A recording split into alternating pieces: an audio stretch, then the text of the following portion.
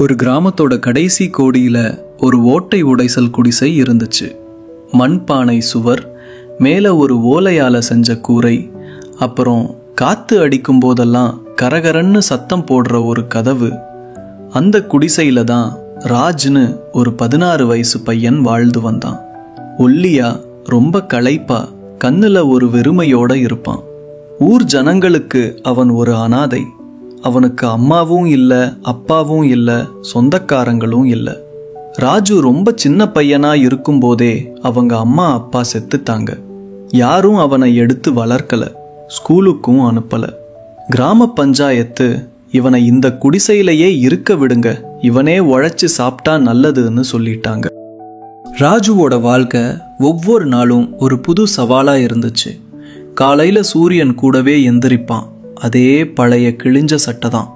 வேலை தேடி கிளம்பி போயிடுவான். அவனோட வாழ்க்கையில ஸ்கூல், விளையாட்டு, ஓய்வுன்னு எதுக்குமே இடமில்லை.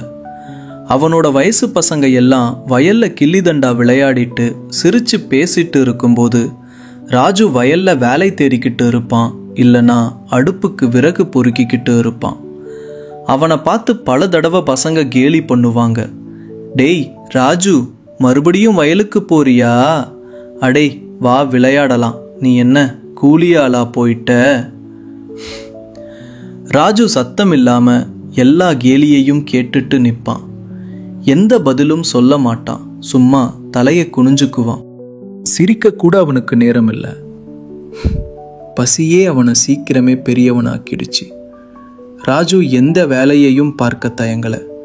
வயல்ல உழறது, களை எடுக்கிறது, மாட்டுக்கு தீவனம் போடுறது, கிணத்துல தண்ணி எடுத்து வயலுக்கு பாய்ச்சறது எல்லாமே கத்துக்கிட்டான். ஒரு தடவை ஒரு வியாபாரி அவனை வண்டியில இருந்து கோணி பைகளை இறக்கச் சொன்னாரு. ராஜு ரொம்ப கஷ்டப்பட்டு வியர்வை சிந்தி வேலை செஞ்சான். ஆனா காசு கொடுக்க வேண்டிய நேரம் வந்தப்ப அந்த வியாபாரி, சின்ன பையனுக்கு எல்லாம் காசு கொடுக்க முடியாது, போய் ஏதாச்சும் சாப்பிடுன்னு சொல்லிட்டாரு. ராஜு சத்தம் இல்லாம வீட்டுக்கு திரும்பி வந்தான். வயிறு நிறையல, ஆனா மனசு நிறைய கஷ்டம் இருந்துச்சு. நான் உழைக்க பயப்படலை, ஆனா இவங்க என் கஷ்டத்தை பழிக்கிறாங்கன்னு நினைச்சான். அந்த குடிசையில ஒரே ஒரு பழைய பாய் தான் இருக்கும். மழை வந்தா கூரை ஒழுகும். பல ராத்திரி ராஜு பசியோட தான் படுத்திருக்கான்.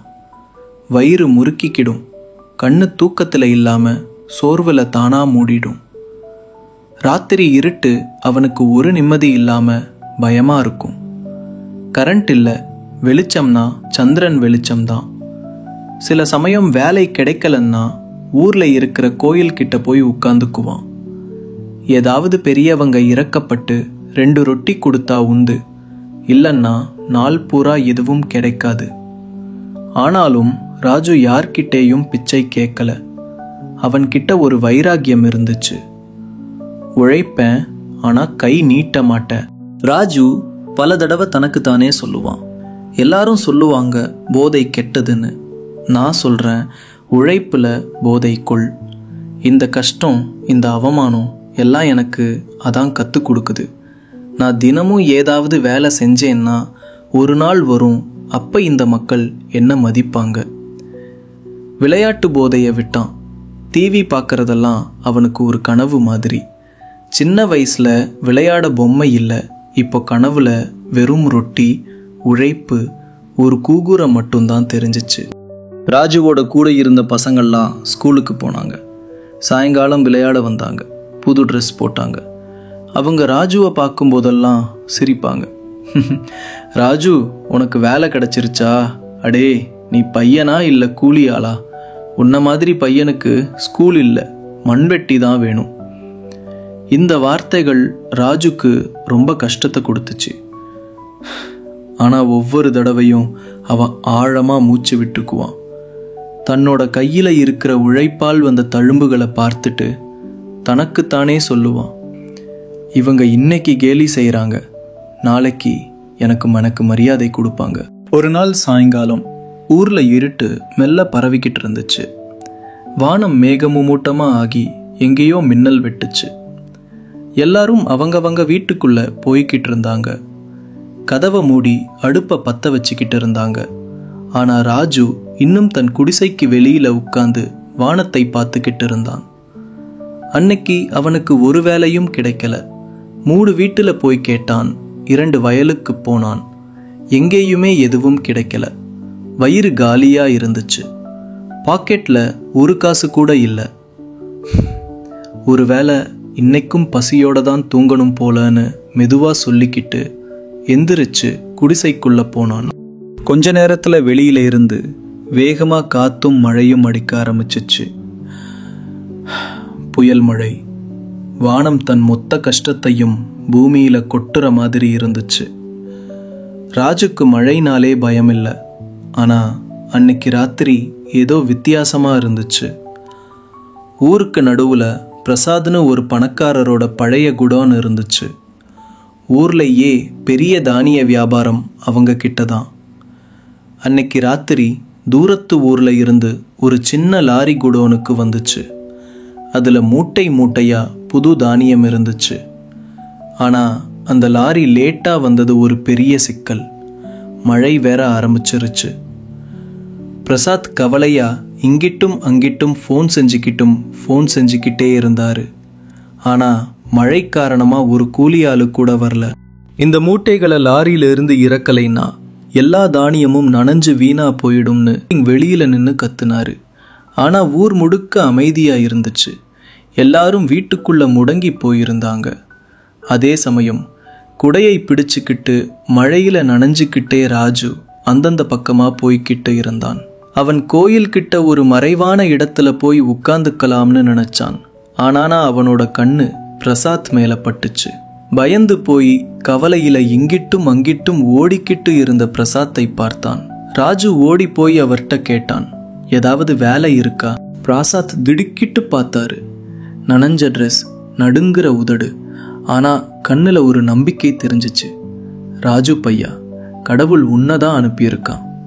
பையா, என்கிட்ட தானிய மூட்டைகளோட ஒரு லாரி இருக்கு. மழையில எல்லாம் நனைஞ்சு வீணா போயிடும். எந்த கூலியும் வரல. இந்த வேலையை நீ செய்வியா? ராஜு கொஞ்சம் கூட யோசிக்கல. நான் உழைக்க பயப்பட மாட்டேன், வேலை என்னன்னு சொல்லுங்கன்னு சொன்னான். அப்புறம்தான் ராஜுவோட உண்மையான தேர்வு ஆரம்பிச்சிச்சு. லாரியில இருந்த மூட்டைகள் ரொம்ப கனமா இருந்துச்சு. ஒரு மூட்டை குறைஞ்சது 50 கிலோ இருக்கும். பாதை வேற வழுக்கிக்கிட்டு இருந்துச்சு. குடான் தரையும் ஈரமா இருந்துச்சு. ஆனா ராஜு ஒரு மூட்டையா தூக்கினான். தோல்ல வச்சுக்கிட்டு தடுக்கி விழுந்தாலும் நிக்காம இறக்கி வச்சான். மழை அவனோட சட்டையை நனைச்சாலும் அவனோட தைரியம் காயல. பிரசாத்தும் அவரோட டிரைவரும் ஒரு ஓரமா நின்னுக்கிட்டு இந்த ஒரு பையன் 100 ஆட்களுக்கு சமம்னு நினைச்சுக்கிட்டு இருந்தாங்க. சுமார் 2.5 மணி நேரம் ராஜு தொடர்ந்து வேலை செஞ்சான். கடைசி மூட்டையும் குடான்ல வச்சப்புறம் அப்படியே தரையில உட்காந்துட்டான். மூச்சு வாங்குச்சு. ஆனா முகத்துல ஒரு திருப்தி இருந்துச்சு. பிரசாத் ஓடி வந்து அவன் பக்கத்துல உட்கார்ந்தாரு. ராஜு பையா, நீ எனக்கு வரப்போற ஒரு பெரிய நஷ்டத்தை தடுத்துட்ட. இப்போ சொல்லு, உனக்கு எவ்வளவு காசு கொடுக்கணும்? ராஜு சும்மா சிரிச்சான். சாட்ஜி, என்னோட உழைப்புக்கு என்ன காசு வருமோ அதை கொடுங்க, நான் அதிகமா வாங்க மாட்டேன். சாட் முகத்துல சிரிப்பு இருந்துச்சு. ஆனா கண்ணுல மரியாதை தெரிஞ்சிச்சு. ராஜு, உன்கிட்ட ஏதோ ஒன்று ஸ்பெஷலா இருக்கு. உன்னோட பயம், உன்னோட பசி, உன்னோட வலி. ஆனா உன்னோட உழைப்பு அதை விட பெருசு. இன்னையிலேருந்து நீ சும்மா கூலி ஆள் இல்லை. ராஜு ஆச்சரியமா பார்த்தான். நான் உனக்கு இந்த குடோன்ல வேலை கொடுக்குறேன். தினமும் காலையில வா, வேலை செய். மாசம் கடைசியில சம்பளம் வாங்கிக்க. இனிமே நீ தினமும் வேலை தேடி அலைய வேண்டியதில்லை. ராஜுவோட கண்ணில் தண்ணி வந்துச்சு. அவன் அழல. ஆனா அவனோட மனசு முதல் தடவையா அவ்வளவு நிறைஞ்சு போச்சு. அவனால பேசக்கூட முடியல. அவன் கைகளை கூப்பி, ரொம்ப நன்றி பிரசாத்ஜி, நீங்க என்னோட உலகத்தையே மாத்திட்டீங்கன்னு சொன்னான். அடுத்த நாள் காலையில ராஜு சொன்ன நேரத்துக்கு குடானுக்கு போயிட்டான். இப்போ அவனோட வேலை வெறும் மூட்டை தூக்குறது மட்டும் இல்லை. பிரசாத் அவரை குடான் முழுக்க பார்த்துக்க சொன்னாரு. கூலி ஆட்களை வேலை வாங்கிறது, பொருட்களை கவனிக்கிறது, கணக்கு பார்க்கிறது. ராஜு எல்லாத்தையும் கத்துக்கிட்டான். எல்லாவற்றையும் முழு மனசோட செஞ்சான். 2 மாசம் கழிச்சு பிரசாத் அவனோட சம்பளத்தை ஏத்திட்டாரு. அவனோட குடிசை மெல்ல மெல்ல மாற ஆரம்பிச்சிச்சு. அந்த பாய்க்கு பதிலாக ஒரு படுக்கையை கொண்டு வந்தான். கிராமத்தில் காலையில் வர்ற வெளிச்சம் இப்போ ராஜுக்கு ஒரு புது நம்பிக்கையை கொடுத்துச்சு. இப்போ அவன் சும்மா வேலைக்காக அலையலை. இப்போ அவன் குடோனோட நம்பிக்கையான வேலைக்காரன். பிரசாத்தோட வலது கை. அவனோட சட்டை மாறலை, ஆனால் அவனோட நடையே மாறிப்போச்சு. கை இன்னும் உழைப்புல சோர்ந்து தான் இருந்துச்சு, ஆனால் கண்ணில் தன்னம்பிக்கை தெரிஞ்சிச்சு. ஊர் மக்கள் எல்லாம் வாயை பிளந்து பார்த்தாங்க. அட, இவன் அந்த ராஜு தானே, ஒரு காலத்தில் ஒரு ரொட்டிக்காக வயல்ல அலைஞ்சான்.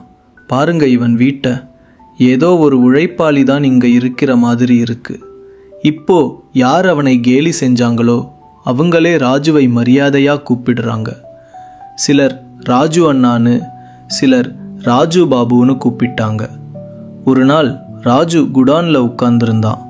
அப்போ ஒரு பையன் பக்கத்தில் வந்தான். ராஜு சின்ன வயசில் இருந்த அதே வயசு பையன். அவன் தயங்கிக்கிட்டே, ராஜு அண்ணா, எனக்கும் ஏதாச்சும் கற்றுக்கணும். நானும் உங்களை மாதிரி உழைச்சு முன்னேறணும்னு நினைக்கிறேன். வீட்டில் கஷ்டம், கொஞ்சம் சொல்லிக் கொடுங்கண்ணான்னு கேட்டான். ராஜு அவனை பார்த்தான். ஒரு காலத்தில் தானும் இதே நிலையில தான் இருந்தோம்னு நினைச்சான். ராஜு சிரிச்சுக்கிட்டே அவனோட தோலை தட்டி, தம்பி, விளையாட்டில் போதை கொள்ளாத, உழைப்புல போதை கொள். உலகத்தோட கேலியெல்லாம் தாங்கிக்கோ, ஆனால் உழைக்கிறத மட்டும் விட்டுறாத. நீ வேலைக்கு பயந்து ஓடுனா ரொட்டூட்டி உன்னை விட்டு ஓடும். ஆனால் நீ உழைப்பை உன் நண்பனா ஆக்கிக்கிட்டா ரொட்டி, மரியாதை, கனவுகள் எல்லாமே உனக்கு கிடைக்கும்னு சொன்னான். அந்த பையனால் பேச முடியல. அவனோட முகத்தில் ஒரு வெளிச்சம் தெரிஞ்சிச்சு, ஒரு வழி கிடைச்ச மாதிரி. மெல்ல மெல்ல கிராமத்தில் மாற்றம் தெரிய ஆரம்பிச்சிச்சு. பல பசங்க சும்மா சுற்றிக்கிட்டு இருந்தவங்க இப்போ குடானுக்கு வந்து உதவி செய்ய ஆரம்பித்தாங்க. ராஜு அவங்களுக்கு கற்றுக் கொடுத்தான், புரிய வச்சான், வாழ்க்கையோட உண்மையான பாடத்தை சொன்னான். ராஜு இப்போ வெறும் கூலி ஆளு இல்லை, அவன் இப்போ ஒரு முன்மாதிரி ஆகிட்டான். பிரசாத் ஒரு நாள் ஊர் சாவடியில் சொன்னாரு, ராஜு மாதிரி பசங்க தான் இந்த ஊருக்கே பெருமை. ஒவ்வொரு குழந்தையும் உழைப்பை ஏற்றுக்கிட்டா இந்த கிராமமும் ஒரு நாள் நகரமாக மாறும்.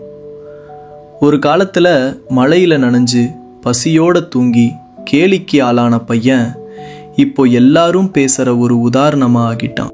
ராஜு தனக்குத்தானே ஒரு நாள் சொல்லிக்கிட்டான், நான் உழைக்க பயப்பட மாட்டேன். ஏன்னா ரொட்டி உழைப்பில் தான் கிடைக்குது, இரக்கத்தில் இல்லை. அந்த வார்த்தை இன்னைக்கு உண்மையாக ஆயிடுச்சு. இப்போ அவனோட குடிசை ஒரு வீடாக மாறி போச்சு. மனசுல பயம் இல்லாம தன்னம்பிக்கை இருந்துச்சு.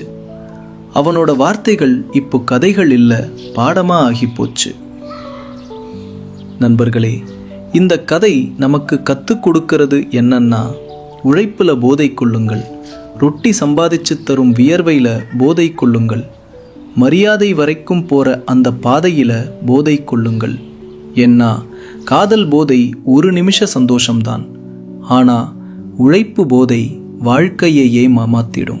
நண்பர்களே, உங்களுக்கு இந்த கதை பிடிச்சிருந்துச்சுன்னா நம்மளோட யூடியூப் சேனலை சப்ஸ்கிரைப் பண்ணுங்க, பெல் ஐக்கானை அமுத்துங்க. அப்பதான் ஒவ்வொரு புது கதையும் முதல்ல உங்களை தேடி வரும். இங்க ஒவ்வொரு கதையிலையும் வாழ்க்கை பாடம் கிடைக்கும், கஷ்டத்தோட உண்மை, மனதை தொடுற விஷயங்கள் கிடைக்கும். வீடியோவை லைக் பண்ணுங்க, கதை எப்படி இருந்துச்சுன்னு கமெண்ட்ல சொல்லுங்க. உங்க நண்பர்கள் கூட கட்டாயம் ஷேர் பண்ணுங்க.